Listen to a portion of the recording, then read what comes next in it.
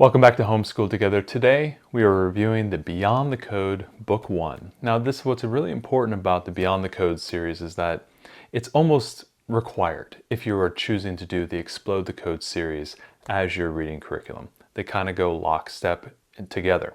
But the important thing to remember is if you're going to get into Beyond the Code 1, you need to have completed Explode the Code 1 and Explode the Code 2, including the half lessons if your learner needed a little bit more extra help along the way. Now with Beyond the Code, you can get it for roughly about $10, and it costs about 100 pages total for the entire book. You're going to have short stories, you're going to have vocab, phonics, rhyming, reading comprehension. Your basics of sentence writing are included here as well. So you're going to have a lot of activities for your learner to explore and to see within this book. Now, within the book, you have about 9 short stories and across 3 storylines. It's kind of fun because you're reading stories that continue to build over time. I think that's a cool little wrinkle within the Beyond the Code series. As well as reading comprehension questions. They're going to handle a little bit of sight words and additional phonics work. I think this book is really good for any family who's looking to add a little bit of reading comprehension, adding a little bit of short stories to whatever type of reading curriculum or program you've designed. Now let's go ahead and take a look at the Beyond the Code. And again, I have been able to print this version out. If you buy it online within a workbook, obviously this will be in a workbook, but here I have it in a binder for my daughter was able to do. And so you can just see I put the first page on the front and we went ahead and went into it. So inside the contents, they go ahead and list those 9 short stories that you're going to have. So your reader is going to get exposed to Zach the dog, and Zach is a funny dog. And so you're going to get 5 little parts, 5 short stories included in this, and then you're going to have 6 kids jog and then the help 911 storyline at the end. So you can see it's broken up into 3 pieces. Zach the dog leads off at the front. He's the high-paid superstar, so they wanted to make sure they got their money out of Zach. But going into the first introduction, we have Zach the dog part 1. So every single section is essentially broken up into the same activities and in the same structure. And what they're going to do is have your reader start to complete some initial activities that are going to give them skills that will allow them to go ahead and read that short story. So obviously first thing they're doing here is a little bit of blending help. They're also giving you a little bit of sight word assistance with go, no, so. So kind of having those similar words so that your reader is getting exposed to these sounds and these words so that they have a little bit more confidence. Things that I like to do with these pages is to reinforce them, keep coming back to them. As you move through this section, if you consider the initial activities as the first part of it, and then the short story, and then the reading comprehension section. We're going to go through an entire section or whole lesson in some respect, a part. And I will show you each piece, but just to let you know that you will probably want to return back to these activities in some way. I do like using pencil. If you want to erase them and come back to them the following day, just as kind of a reinforcement, that's a great way to go. Here we have some sight words. If they haven't had certain types of blended sounds or certain consonant vowel groupings, like the AY joiner, they may not have been exposed to that yet, so they go ahead and assist you with how to break up these words. So in this respect, here we have stay, and they have the ST with the long A, the hard A sound. We have that long A sound, so you go ahead, your reader can then go ahead and phonetically sound that out and then have the confidence to do that, and then obviously write that word as well. So you're getting a little bit of handwriting as well, which is nice on this. With respect to this, are you expecting your reader to read this? At this level, I'm asking them to give it a try. They are going to probably likely need a little bit of assistance. If your reader is more accelerated, they may be able to run through this. If you're coming into Beyond the Code, having done, say, Explode the Code 3 and 4, and you didn't realize they had Beyond the Code, and you're going to come in and do a little bit of short stories and reading comprehension, your reader may be able to read these faster. If you have a younger reader who's the first time they're being asked to do a lot of this, this may be more of a challenging activity. With respect to that, that may judge how much activity or how many pages you do on a given day. And in some respects, just doing these 2 pages right here may be an entire day's worth of work. So you're your Beyond the Code section may actually take you an entire week, maybe 2 weeks to actually complete it. Whatever is comfortable to your reader, move at their pace. I found my daughter could do about 3 pages, maybe the 4th page if she felt really good for the day, but that was where I would cut it off. As you can see here, we do another activity. They go ahead and write a simple sentence. I am ill, I am jogging.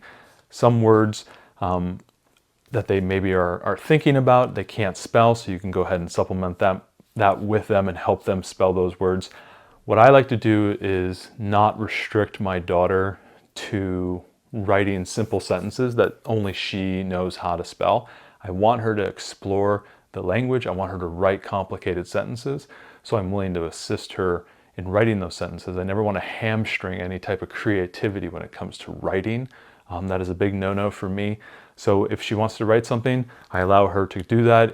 I also give her the tools. Say we have a Google Home in our kitchen. I say, well, if you're having trouble spelling that word or you don't know how to spell that word, go and ask Google, and Google can help you with that. And then she can go ahead and write that word correctly. I never want to slow her down in her creativity. That's a big no-no for me. So as you can see, we did about 4 lessons, and then here's the big divide. We start with the short story. Now, depending on where your reader is, you may want to break up the short story into multiple days. The short story, roughly about 3 pages. I believe it's about 3 pages here on this one. So you can see about 8 lines here, another 6 or 7 lines here, and another about 8 or 9 lines here. Total word count, probably less than 100 words. Very straightforward. All the words that you will have in this book are words that are maybe sight words that have been introduced in the previous pages. And these are words that your learner should be able to spell, whether they're a CVC word like sad, or they're a sight word like he, or the, or something of that nature that will have been introduced earlier in the pages so that they will have the confidence. Things that I like to do when reading these short stories is not to slow them down by making sure that everything is 100% correct. We tend to read these stories multiple times. So if she goes ahead and reads the story one time, maybe that'll be what we do for the day, and we'll go ahead and read it again the following day. We'll come back and kind of amplify that reading activity. I'm not a big stickler for 100% accuracy, but I will make sure that she's not stopping and starting, because what's important here is not only that she's reading, but that she's comprehending what she's reading. So I want to make sure that she's understanding what she's reading, the words are coming across correctly, and that she gets the information down. Now what's cool is they give you a lot of fun little pictures. Obviously the classic Explode the Code hand drawings, whoever the artist is, really enjoys kind of a fun, playful style. You will see this throughout all of Explode the Code and Beyond the Code's books. But here's the short story, and then when it's done, we have a little bit of reading comprehension. Now these reading comprehension questions are including words from our list of words that we had earlier in the section that were introduced at the beginning of the lesson. And I am expecting my daughter to read these, and I'm asking her to read these. Now, this may be 1 day's worth of work right here, where I ask her to read these sentences. We refer back to the story. If she can't remember, is Zach a big dog? I will go back and find the line where it says that, oh, is he a big dog or is he a small dog? And I'll ask her to reread that line if she can't remember it, so that we can then have the correct context. Sad face, smiley face, indifferent, I can't tell. And that's okay if she can't tell. And if the answer's in the book, we would like to go back and read that.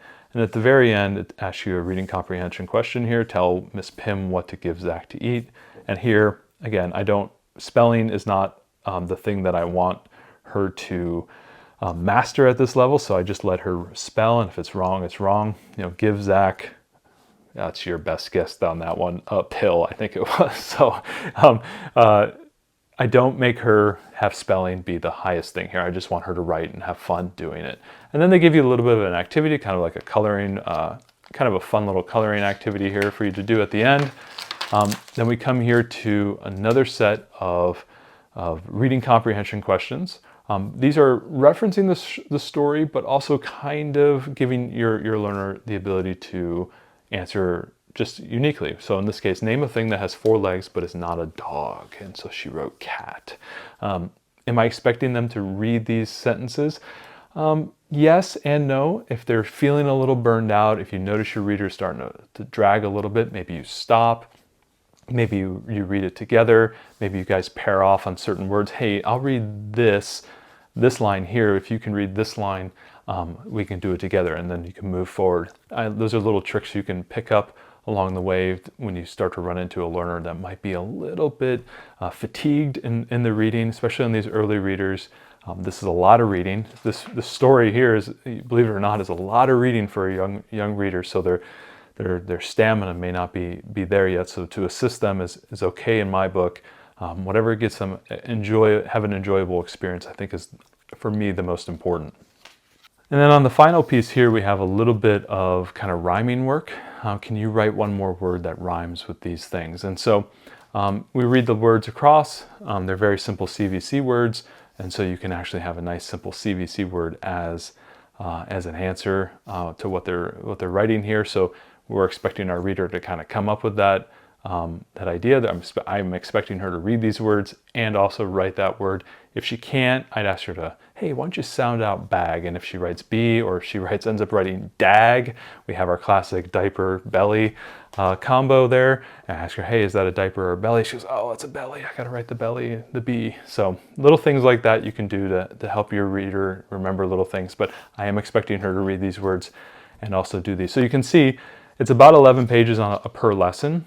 And you'll notice that when you come into the next lesson, part 2 of Zach the Dog, again, we have similar activities, similar activities that you have to end up doing that you'll see kind of littering throughout the section. Again, the matching of the sentences to the image, and then we have Zach the Dog 2. Cool thing is Zach the Dog story, again, another 3 pages, adds just a couple more words, just a little bit more complexity, and starts to expand on this character of Zach the Dog before it goes into our reading comprehension questions and so on and so forth. So you can see kind of how it wraps together this idea of reading. Now, with respect to how much time you're putting into this, this is definitely a curriculum or a workbook that I would want to be doing every day within the part. So as you remember, the first part was Zach the Dog part 1. I would definitely want to try to complete this entire section probably within the week because I don't want them to have so much time between these various lessons if you're taking a break. Definitely something I want to do every day. Now, with respect to the amount of time that you're spending on this, I'm saying maybe 15 minutes. I know reading the short story might be the most time that you're going to put into it, but I think these activities are fairly straightforward. Once they get going, they can kind of get what they're reading and get the answers. I think the most time you'll spend is in the short stories, but definitely try to do these things in kind of a focused amount of time because they all kind of feed into each other as they go through. Nobody should be expected to go from one end to the other end of part 1 in one day. That's definitely not something that, in my experience, that my reader was able to do. She was more on the earlier side of reading, a little bit more on the struggling reader side. She's not an accelerated reader, so for us, we needed a little bit more time. You may find your reader be a little bit more accelerated. You may be able to rip through an entire part in 1 or 2 days. If you do, that's awesome. Good for you. Hopefully they continue doing that. But for my reader, we needed a little bit more time. So don't feel bad if you have to spend an extra little bit of time on these sections. So I hope that walkthrough helped you understand what is kind of expected in the Beyond the Code series, especially the first book. As I said earlier, it's definitely a workbook series that requires the Explode the Code series. They kind of go together. Treat the Explode the Code series as your way of teaching the phonics, and then here's your short stories and reading comprehension. So when you're building out your program, or if you're considering using Explode the Code and Beyond the Code, consider that as you're buying your workbooks, you're putting your program together. The thing I like about this book is that it's really well thought out when it comes to getting the reader ready for the story, getting them into the story, and then getting those comprehensions out. There's so many opportunities to read short snippets of words. A lot of times I find that if they're just reading short stories and they're not being challenged just in everyday reading and activities, like, what is this section doing? Well, let's read about it. Let's read and find out. If they're just doing those short stories, I can find it to be a little bit struggling. They struggle a little bit more. I love all the small little micro sentences, small sentences that they're asked to read all the way through this workbook. It just gives them more and more practice, and with more and more practice, we all know you get more and more confidence, and that's what we're trying to build, is good, confident readers. And I believe Beyond the Code is a great way to get started on that. Now, is this a complete curriculum altogether? Obviously not. And even with the Explode the Code series, I definitely like more manipulative. So these are the workbooks, you're going to have them, but I really feel, and especially with your learners at home, they're going to have some struggles, and you're going to have to fill in those gaps. And whatever those gaps might need, you might need some additional materials, sight word cards, flashcards, just, index cards that you're writing words on, things like that. Manipulative letter tiles, and maybe you have to reinforce certain concepts. Whatever that might be, those are things you're probably going to have on top of the workbooks. So it's not a complete curriculum. I never consider these to be complete curriculums, but I consider them to be very strong bases. Now, where do I use this curriculum? Just like in Explode the Code, I love this as a mastery tool. When I've completed another reading curriculum or a larger curriculum and I'm just looking for additional mastery, my daughter runs well on doing things multiple times, and she really enjoys the confidence of doing easy things. And there's just a joy in that for her that builds her confidence to do harder things. When she feels she can do easy things and she enjoys doing easy things, she gets more confidence in that. And that's where I really use the Beyond the Code to do that, is that additional reading comprehension practice, but in an easy way. And it's light and easy for her to do. That's where I use this curriculum. I hope this has helped you in making your decisions with respect to your reading programs and how you're structuring your reading curriculums. I hope this helps your readers at home, and we'll see you guys next time.